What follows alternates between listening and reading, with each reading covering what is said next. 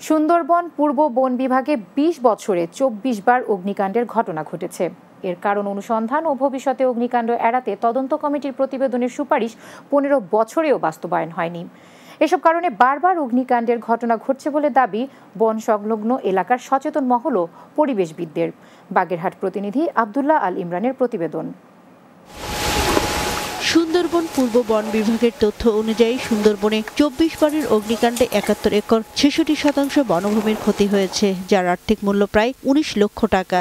অগ্নিকাণ্ডের পর কারণ, ক্ষয়ক্ষতির পরিমাণ ও পরবর্তী সময়ে এ ধরনের ঘটনা এড়াতে গঠন করা হয় তদন্ত কমিটি। তদন্ত কমিটি নির্দিষ্ট সময় সুপারিশ সহ রিপোর্টও পেশ করে, তবে সেসব থেকে যায় ফাইলবন্দি। তবে সুন্দরবনে অগ্নিকাণ্ডের পর গঠিত তদন্ত কমিটির রিপোর্টে আগুন লাগার কারণ হিসেবে মৌয়ালিদের ব্যবহৃত আগুনের কুণ্ডলী, জেলেদের সিগারেট, দাবদাহ, অনাবৃষ্টি ও দুষ্কৃতকারীদের দ্বারা বনের মধ্যে আগুন লাগানোকে দায়ী করা হয়। এদিকে সুন্দরবনের সাথে লোকালয়ে মিশে যাওয়া স্থানে নদী ও খাল খনন করা, অগ্নিকাণ্ড প্রবণ এলাকায় প্রতি ২ কিলোমিটার পরপর ওয়াচ টাওয়ার নির্মাণ, চাঁদপাই রেঞ্জের ভোলা নদীর কোল ঘেঁষে বনের পাশ দিয়ে কাঁটাতারের বেড়া ব্যবস্থা করা, এই ৩টি সুপারিশ বাস্তবায়িত হলে অগ্নিকাণ্ডের ঘটনা কমে যাবে বলে দাবি তদন্ত কমিটির। আপনার দিনে আইলে এই চক্রে এই সময়কালে আগুন দেয়, আবার বর্ষাকালে আইলি এরা ঔষধ দিয়ে মাছ ধরে, এই চক্র দমন করতেই হবে।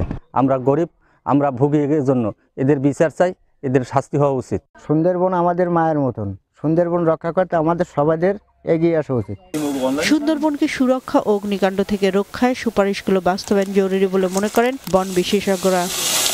এসব অগ্নিকাণ্ডের ঘটনা বন্ধ করতে হলে লোকালয় সংলগ্ন যে এরিয়া আছে সেখানে কাঁটাতারের বেড়া নির্মাণ করতে হবে, খাল খনন করতে হবে এবং পর্যাপ্ত নিরাপত্তা চৌকির মাধ্যমে নজরদারি বাড়াতে হবে।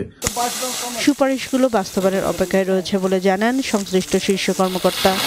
খাল খননের যে প্রস্তাবনা সেটা সুরক্ষার প্রজেক্টে এটা সংস্থান ছিল, সেই প্রজেক্টটা পাস হয়েছে। ওয়াচ টাওয়ার নির্মাণ এবং তারের বেড়া দেওয়া প্রস্তাব করা হয়েছে। সেই প্রজেক্টে যদি পাস হয় তাহলে আমরা এই দুইটা বাস্তবায়ন করতে পারবো। বন সংলগ্ন এলাকার কিছু জেলে ও বন বিভাগের এক শ্রেণীর অসাধু বনরক্ষীদের যোগসাজশে সুন্দরবনে বারবার অগ্নিকাণ্ডের ঘটনা ঘটে। তদন্ত সাপেক্ষে এসব সমস্যার সমাধান চায় এলাকাবাসী। Desk report, Bangla TV.